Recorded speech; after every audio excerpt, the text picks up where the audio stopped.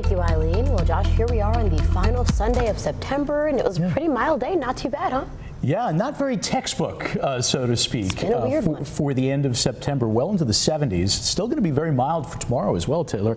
And hey, I guess that's a nice way to conclude the month of September, which will be one to remember for its warmth. More on that in just a bit. Again, the average high right now is around 67.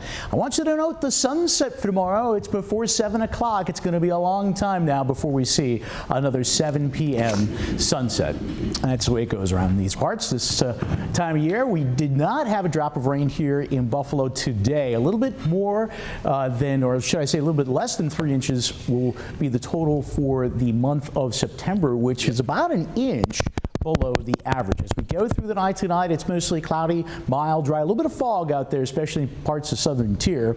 As we head into your Monday, limited amounts of sun, and we'll see a similar story on Tuesday. Some showers arrive by Tuesday night, and then briefly it does turn cooler for a day on Wednesday, and we will see some clearing. There's your hour-by-hour forecast for your Monday. Again, temperatures well above the average. Just don't expect a whole lot of sunshine during the day. And yes, we had a large number of 80-degree high temperatures here for the month of September. 14, in fact, fourth most in Buffalo weather history. I don't see any 80-degree weather coming anytime soon, but it doesn't mean that we can't get it. There is a cold front, like I said, that's going to be coming through on Wednesday. It's going to knock the temperature back into the 60s. We'll get some showers. That's our next real weather maker.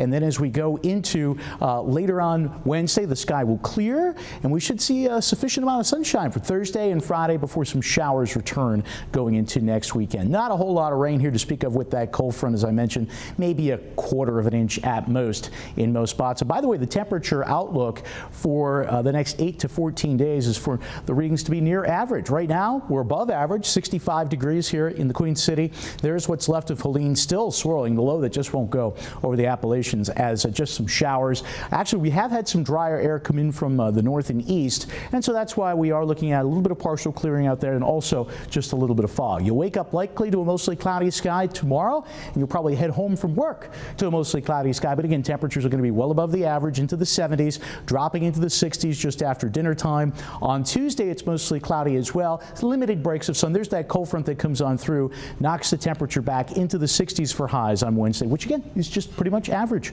So relatively mild for tonight. Again, a little fog. Otherwise, mostly cloudy. Your low temperature at 60. Pinpointing a high in Lockport of 72 for tomorrow. 70 in Albion.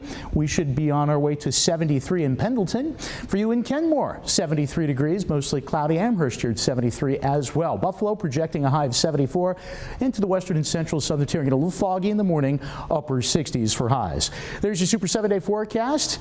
Not bad. Again, a mild start to the week. Again, maybe some showers later Tuesday night, clearing by Wednesday. Maybe a couple more showers later Friday into early Saturday. But no washouts there.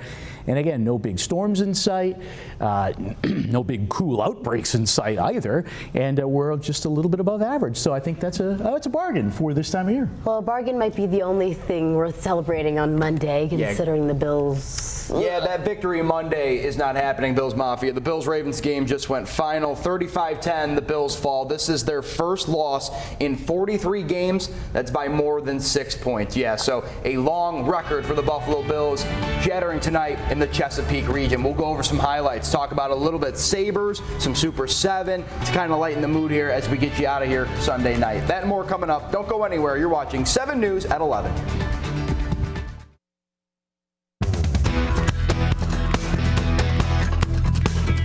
Well, folks, if you're tuning to me hoping to get some relief from whatever transpired tonight in Baltimore for the Buffalo Bills, I'll do my best to provide some of that. But we got to talk about this game. It just went final shortly before we came on in the sports block here. 35-10, your final from Baltimore. The Bills tonight straight up bullied. And a big reason why is Baltimore Ravens running back Derrick Henry. Almost 200 yards rushing, 2 total touchdowns, and this big one that really set the tone right here. After the Bills go 3 and out on their opening drive, Henry takes this one 87 yards to the house. That set the tone again. And then Lamar Jackson just picking this team apart. apart. He finds Derrick Henry right here.